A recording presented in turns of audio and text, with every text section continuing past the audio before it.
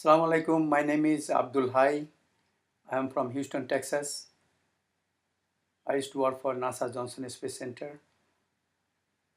Recently, there was a image discovery about the black hole. So I'm going to talk about it and show you some references in the Quran. If you want to understand black hole, you have to think really very big and very far. Because as you will see, I'm going to slowly develop the events so you'll understand and have a better concept about the black hole. Allah says in the Quran, Al-Furqan, verse number 59, that He has created everything, what is in the heaven and the hell, in between the earth and the heavens, and what is in between. Everything He created. Quran is a book of science. It has over 6,000 verses. More than 1,000 deal with science, because it is the final revelation from the same creator who has sent other previously revealed holy books. So it has a lot of scientific information which are not found in other previously revealed holy books. And this Quran is valid today, it will be valid tomorrow, and it will be valid till the last day of this world. Because as human being progresses towards the science, more development, and it will help us to understand our creator better. This gentleman, French physician, Dr. Maurice Bucaille, he wrote a book. It's called The Bible, the Quran, and Science. In that book, he has compared scientific events, scientific facts, and his mission was to find mistakes in the Quran. But unfortunately, he could not find any single mistakes. And at the end, he concluded that I could not find a single error in the Quran, because there is no error in the Quran. Professor Keith Moore, he's at the University of Toronto.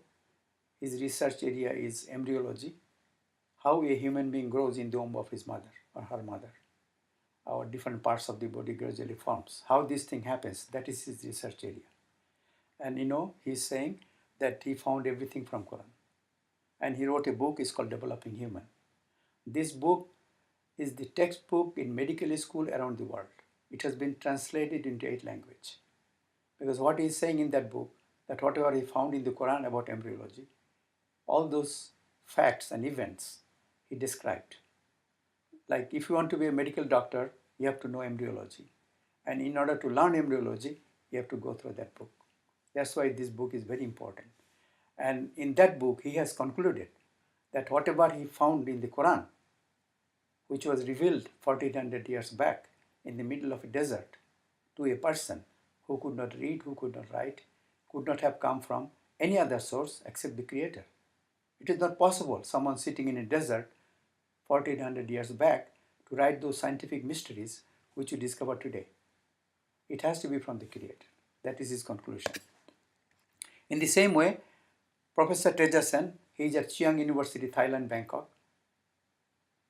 He is the Dean of Medical Science. His research area is pain receptors. As you can see, this picture shows our skin, where we have pain receptors. That's how we can feel pain. Allah subhanahu wa ta'ala in the Quran, Surah Nisa, verse number 56, He mentioned about the pain receptors. Yazukul azab, how pain happens, how people of the hellfire will face pain, how their skin will be removed again and again with more sensitive pain receptors, and the pain will be more severe. That description in the Quran, so much impressed by the scientific accuracy, that verse in the Quran was sufficient for the scientists to accept the truth and become Muslim. It's still there in Thailand, Bangkok. So you can see there are so many references in the Quran. Over the time, scientists were able to pick those information and discover many things from the Quran. There are references of astronomy in the Quran. As you can see, Az-Zumar, verse number 5, Allah talk about day and night, how they overlap each other. From day to night, night into days. The particular word is called kawara. That means overlapping. We do not have sudden sunrise or sudden sunset. It happens gradually, from night to day, day to night. In the same way, Allah subhanahu wa ta'ala mentioned about An-Naziyat, verse number 30, about the shape of the earth. It is flattened on both poles, like you can see from this picture, North Pole and South Pole are little flattened. That is called geospherical shape of the earth. That's what Allah is describing in this verse. In the same way, if you look at the moon has a fault line, it's called rocky belt. That fault line is all over the moon. So a lot of people wants to find out from NASA, is there any fault line over there? Because as you know that in the early days of Islam, the non-Muslim actually challenged the Prophet sallallahu alaihi wasallam that is there any way he can show his miracle, or in other words, can he split the moon? And actually he did. He pointed his finger to the moon and it was split. So people wants to find out from NASA, is there any evidence? Is there any place where we have the fault line? Unfortunately, as you know, NASA went only a few times for a short time. They did not spend a lot of time. They did not dig anything, so they do not have any proof or information. But we have this information from the Quran. Allah mentioned in Surah Al-Qamar, verse number 1, that he did split the moon. It was split, and not only split, it became two pieces, and they came down on the top of the two mountains in Saudi Arabia, Kaikan and Safa. These are the two mountains where two pieces actually came on the horizon, and it stayed there for some time. And as you know, we have one moon, so people around the world definitely saw this split. But in those days, there was no communication. People didn't know what was happening. But people in Saudi Arabia, outside Makkah, Medina, Taif, Tabuk, 300, 400, 500 miles away from Makkah, they actually saw this thing. Because when they traveled later to Makkah, as you know, in those days, Makkah was the business center. Everybody used to come to Makkah to buy and sell. They gave witness that, yes, we saw this thing. It did happen. So after some time, both pieces went back, and that is the moon we have today. So it did happen. It is mentioned in the Quran, and also it is a historical fact. This is about sun. As you know, sun is massively burning gas. Its flame is so deep, if you bring 45 earths, stack them vertically, like tennis balls, all the 45 earths will be inside the flame of the sun. The depth of the flame is 365,000 miles. As you can see, earth is only 8,000 miles in diameter. Allah subhanahu wa ta'ala mentioned in Surah Yasin, verse number 14, about the day and night. They cannot oversleep each other. They cannot cross each other. Each of the pieces in this space has their own boundary, own path to travel. And they cannot cross, they cannot hit each other. Each of them has their own orbit. In the same manner, Allah subhanahu wa ta'ala mentioned at Surah At-Takwir, verse number 15 and 16, about the day and night, how he transformed from day to night, night into days. And in this space, everything has usually two motions. He spins on his own axis every 25 days. And it goes around the earth every 29 or 30 days. That is one of the reasons moon month is always 29 days or 30 days. Or in other words, Ramadan cannot be 31 days or 28 days. It is always 29 or 30 days. This is our solar system. As you can see, each of the planet has their own path. They are spinning, they are going around, following their own track, as Allah mentioned in the Quran. Some of the things are very useful. Each of them is different. Some of them are very useful for us. Like from the Earth, we have a planet Mars. NASA has a mission to Mars. We want to land human being over there within the next 15 to 20 years. In the same way, we have Venus close to the Earth. Venus is a very special planet because it spins on the opposite direction of the Earth. As you know, before the Day of Judgment, the sun will rise from the west. It is already happening in Venus because it spins on the opposite direction. So that is an example Allah probably kept for mankind to understand that He can do anything He wants, He can design any way He wants, and He can shape any shape He wants, and so on.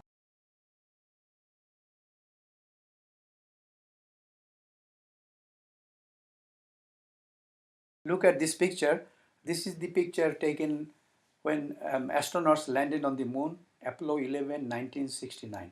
They are standing on the moon looking at the Earth. That's how the Earth looks like from a distance of 250,000 miles.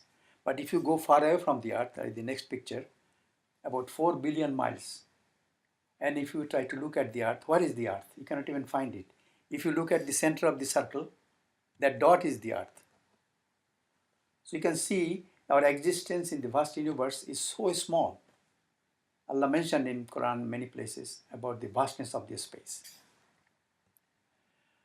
In the same way, there are asteroids in the space. In fact, they have a belt where most of the asteroids are there.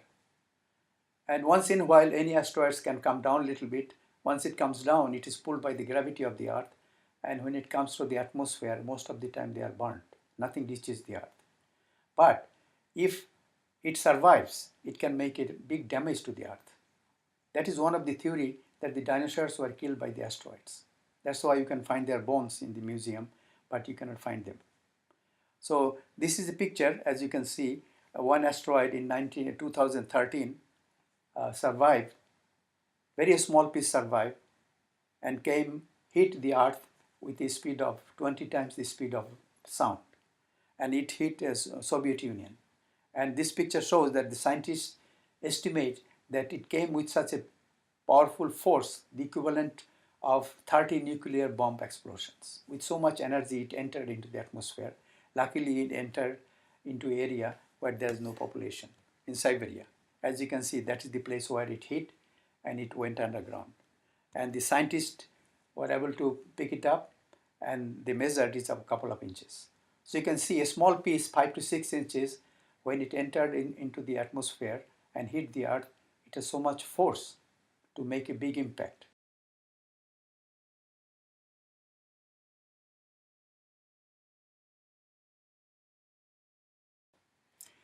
I want to share with you this simulated picture which shows that if a big piece of asteroid, we just saw what happens if a small piece hits Soviet Union, it makes such a big impact.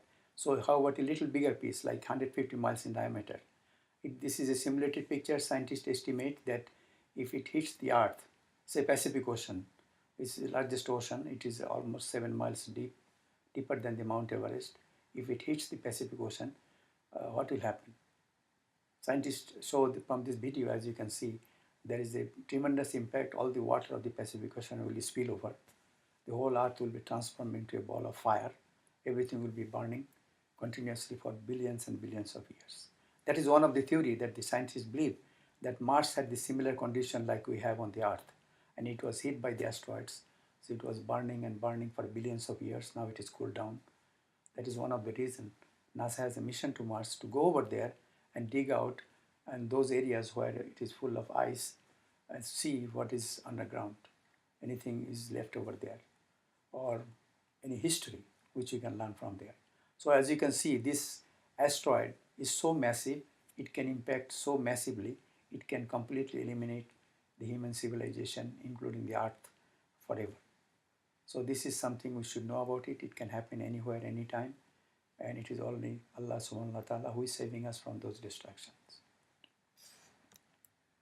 So just to get an idea how big is the universe, we are trying to show in this slide how long is 1 billion light years, how long it is. You have to have an estimate before you can actually think about the black hole. So just to give an idea, if you go around the Earth, you travel 25,000 miles. Similarly, if the light goes around the Earth, it will travel 8 times in 1 second, like that. Light already traveled 8 times in 1 second. Because the speed of light is very high, in 1 second it travels 186,000 miles. This is for a minute, for an hour, for a day, for a month, for a year. If the light continuously keeps on traveling for 1 full year, that is the distance it will travel. It is called 1 light year. So as you can see, these are so long numbers. And this is 1 million light years, and this is 1 billion light years. We need to know this kind of distances, because when NASA find an object, they say that it is so many billion light years away from the Earth. So you can see the distance are getting so far, and it is very difficult for us to even estimate how far they are. Similarly, we are trying to show you some examples of the Sun and the Earth. The distance between Earth and the Sun is 93 million miles. The Earth spins on its own axis every 24 hours, and it also goes around the Sun 365 days a year. So this is between Earth and the Sun. Earth is gravity is 1, diameter is 8,000 miles. The Sun is much bigger. Or in other words, if you collect 1,260,000 Earths, they'll fit in the Sun. So you can see the Sun is much, much bigger. And the gravity is also much higher, almost 28 times that of the Earth. In the same way, as I mentioned, everything has two motion. One is on its own axis, one is around something else. Similarly, this is about Milky Way. Our Earth and the solar system is going around the Milky Way. And it goes with the speed of much higher, 540,000 miles per hour. And it takes 200 million years to make one turn. So Allah is showing here that the Milky Way can be so big, the time span can be so long as compared to our short life on this earth. So this is the picture about the Milky Way, where it belongs. As you can see, it has spirals. Each of these spirals has millions and billions of pieces. One of the pieces is our solar system. As you can see, the red dot is our solar system. It is so tiny that you cannot even find our solar system in that massive Milky Way. In fact, scientists now say that this Milky Way is the smallest in the universe so far discovered. It is so tiny. There are Milky Ways which are so big that if you take our Milky Way and place it in the other Milky Way, we will not find our Milky Way. So you can see Allah's universe is continuously getting bigger and bigger. We can only see from a distance, we cannot go close to it. So this is our solar system. As you can see, all the planets are here, and we are sitting like one spot in the vast universe, just a dot. The universe is so big, we are gradually approaching towards bigger areas. About the black hole, good example. What is black hole? Black hole is something, a conceptual idea. About 100 years back, Albert Einstein, as you know, he was a physicist, theoretical physicist. He made mathematical models. In those days, there was no computer. So they used to make mathematical models about energy, about sizes, shapes. They used to make models and try to balance it. How the universe, it has planets, sun, and so many other things. If we place weight or gravity for each of the pieces, how can you balance? How this universe is being balanced? And then he came to a conclusion that there has to be a big piece with a very massive gravity. That has to be happen, that has to be present somewhere in the universe, which will balance the other planets. Or in other words, because of the presence of that big piece, it will counterweigh totaling other planets. And that's how the concept of black hole came. But he could not prove anything because in those days there was no way to see the universe. So he was just put an idea and he could not verify anything. So over the years, scientists actually took his model and analyzed further. And they have different theories about black hole. Some say it is very big. Some say it is not that big. It has a very massive gravitational force. And it has a very powerful force. The force is so powerful, everything goes into the black hole. Nothing can come out. Because the force is so powerful, it will pull everything, including the light.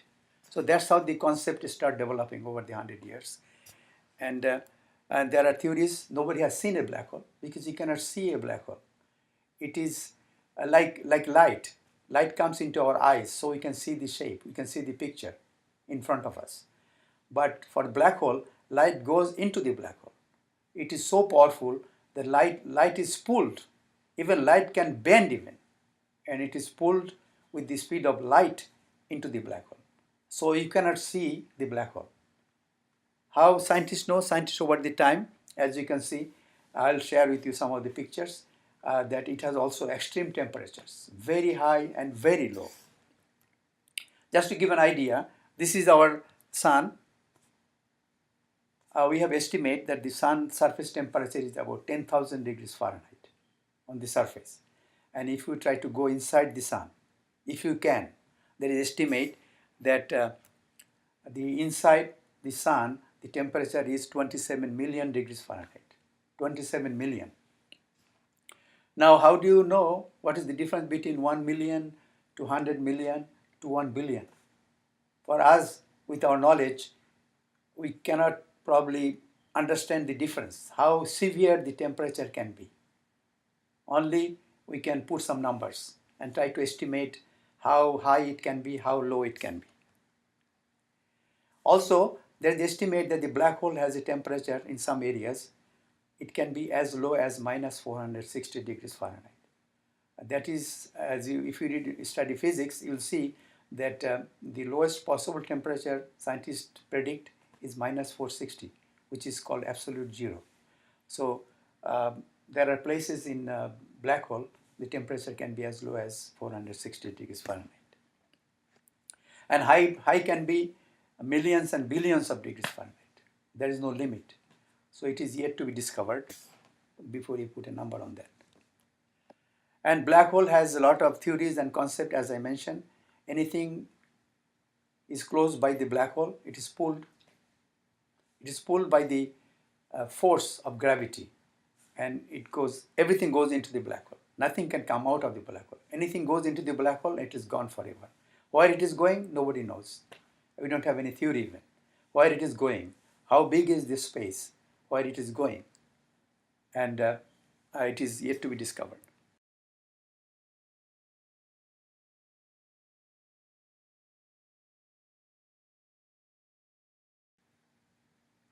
So this is a picture about, again, it's a conceptual picture. Scientists estimate that the center of the black hole is everything with the speed of light. Everything enters into the black hole, and everything is spinning. All the gases, any element, any material is moving with the speed of light. As you can imagine, the velocity are so extreme that everything has to be with the speed of light, which is spinning, and it is collecting anything close by. So that is the force of the black hole. And this is another picture showing that a star which was going around the black hole, it doesn't know there is a black hole. It is suddenly pulled by the force of the gravity. That's how scientists see with the telescope that any star is suddenly vanished. It is suddenly being pulled. Those are the boundaries of the black hole. That's what they think. There is the existence of a black hole over there.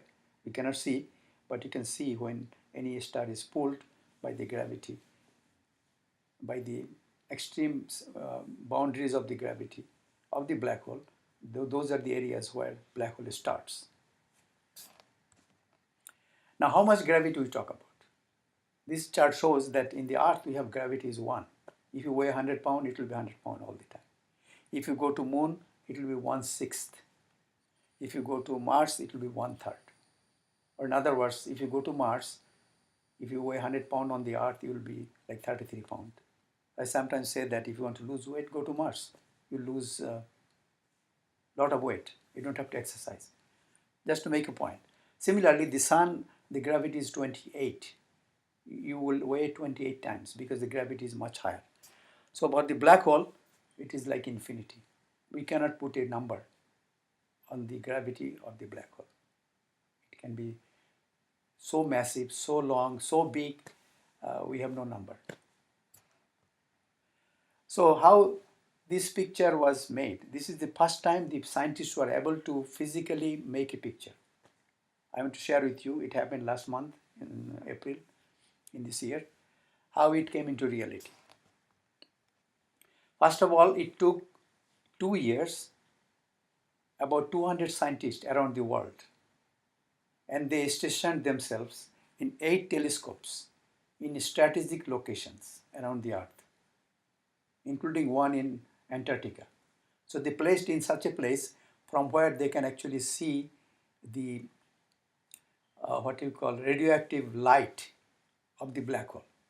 So they were able to take better picture, better data, and they collected over 2 years at the same time. The collection has to be at the same time using atomic clock, because if the time is different in any of this location, the picture will not be correct.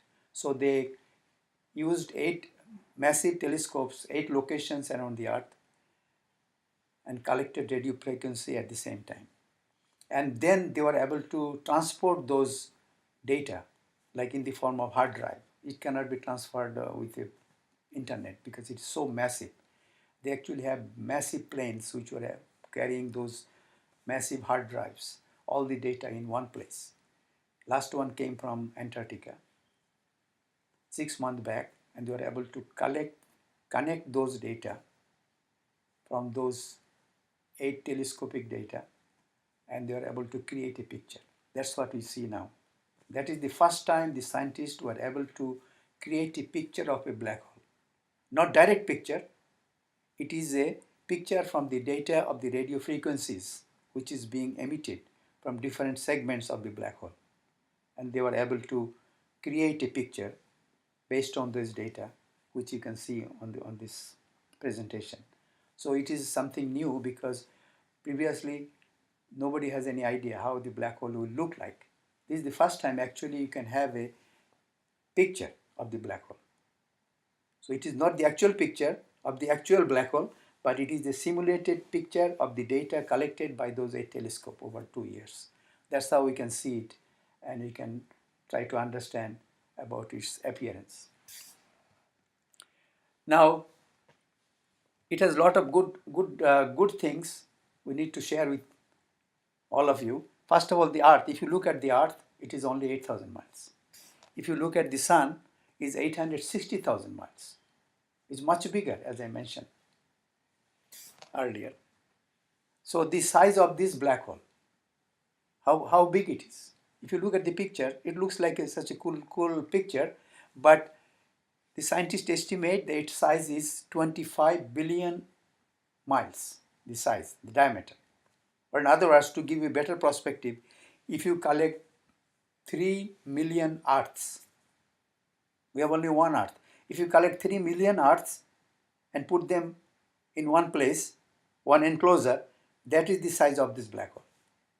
You can imagine how massive is the size of this black hole. And how far it is, if you look at these numbers, I put a lot of zeros are there, is about 30 million trillion miles away from the Earth. You can see that it is so far and it is so big sitting in that place. That is the creation of Allah subhanahu wa ta'ala. That is the miracle, that such a massive piece Allah subhanahu wa ta'ala has created. It is so far away from the Earth and it is so big sitting over there. Now it has a lot of features I want to share with you in this picture. It has massive gravity at the center. Light is entering into the black hole. In fact, light can even bend. Light speed is so fast, 186,000 miles per second. With that speed, it is moving. But the gravitational force at the center of the black hole is so massive that the light can even bend to enter into the black hole. With such a powerful force, it is pulling the light even. And there are areas around the center, the temperature can be as low as minus 460 degrees Fahrenheit. And outside the areas, the temperature can be in billions and billions of degrees Fahrenheit. We cannot put a number because it is so large, so much variations, so many ways the temperature is fluctuating, billions to billions. Is unthinkable how massively it is waiting and grasping everything comes around it.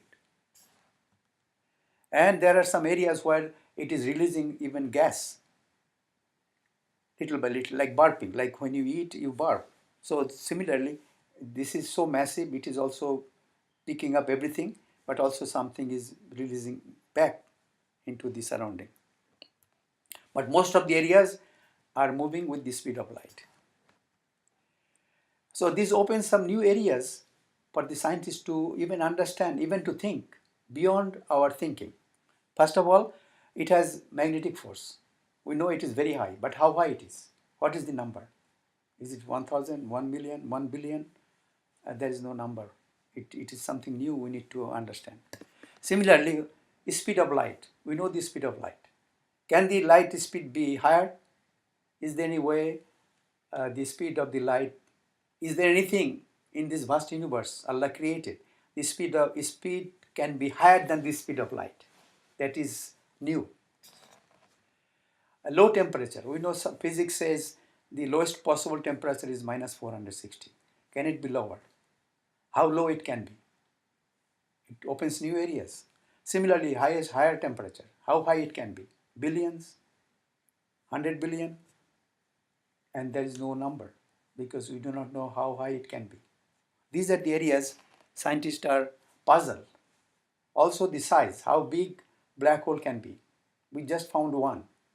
It took 2 years, as I mentioned, for these 200 scientists to work day and night to make this picture a reality. So there are many, many other black holes which can be much bigger. We have no way. We have a long way to go before we find another one much bigger than that. And the last thing is how far they can be.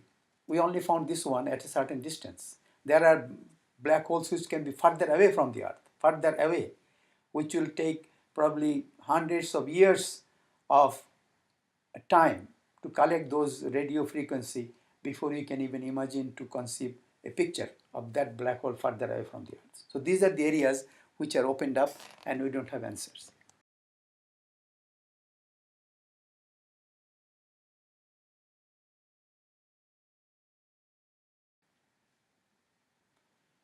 Okay, so if you see who created the black hole, this should be open question. And as I showed you at the beginning, that Allah says in the Quran that He created everything, what is in between, the heavens and the skies. So Allah created. But how Allah created this thing? You think Allah has employed millions and billions of angels, okay, start working here, working here, working here, eventually the whole black hole came into existence. Is that how Allah created? No. Allah says a word, kun fayakun, be, and it came to existence. There was no black hole before. Allah says, be, and the whole black hole came into existence with those massive magnetic force, speed, velocity, all those things came into existence perfectly. He's a perfect designer. As you can see, everything came into existence. So the next question will be, how powerful is the creator? If someone can create such a massive thing for us as human to understand even its concept, and how powerful is he who can make things happen like that instantly with those words, kun fayakun? It opens our understanding about the creator, that he is so powerful. He can do anything he wants. He can create such a big, massive black hole, which even beyond our human understanding. He is the creator. So this is another picture. It's called supernova. It is a very big area. Scientists cannot define its size, but they think that in that supernova there are billions and billions of stars are being formed. They're colliding with each other. They're destroying each other. And all these things are happening in that massive area, which is just a dot in this space. We can only see from a distance. We don't have any technology to go close to it. So this is the farthest object from the Earth. Scientists estimate is about 13 billion light years away from the Earth. That is the boundary so far scientists were able to hit. Beyond that, there may be many things, but we don't have technology to go that far, further away from this object. So how far is far enough? If you see our solar system is here, 3 light hours. This is 1 light year. This is 10 light years.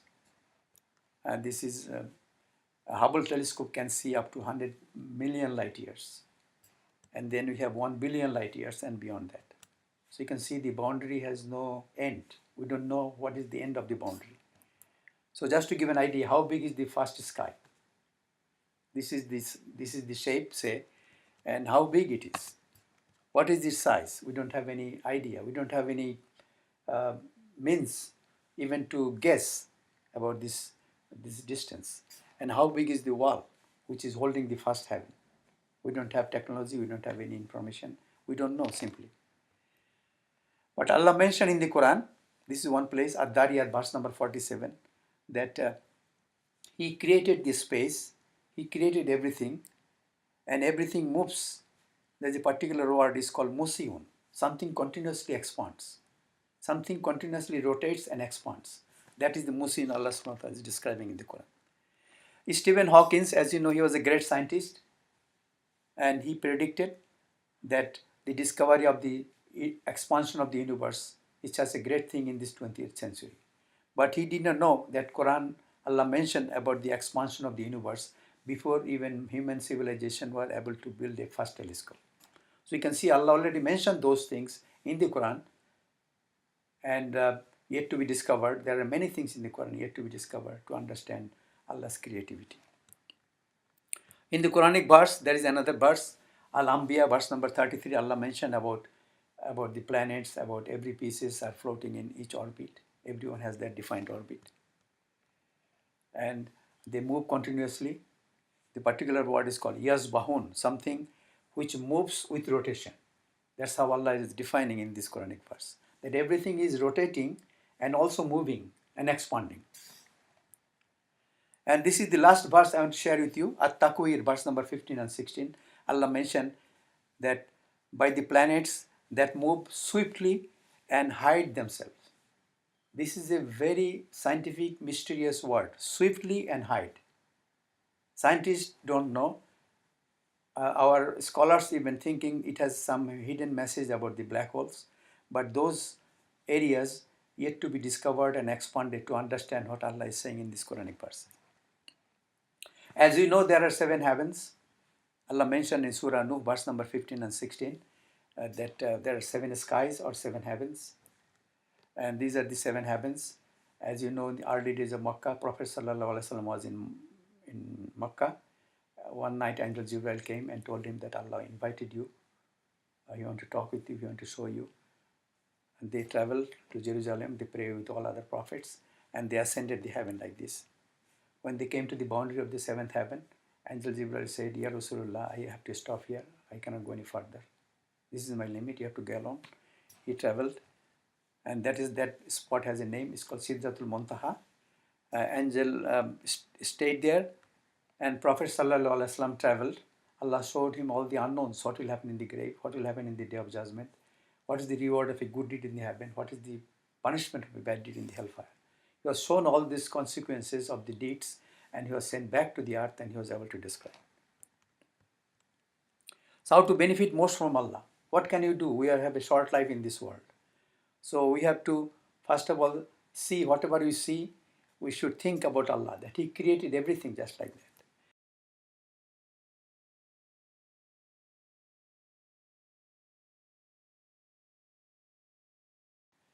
So I'm asking everybody to take this mission to understand the Quran. It is not just for reading and counting the words.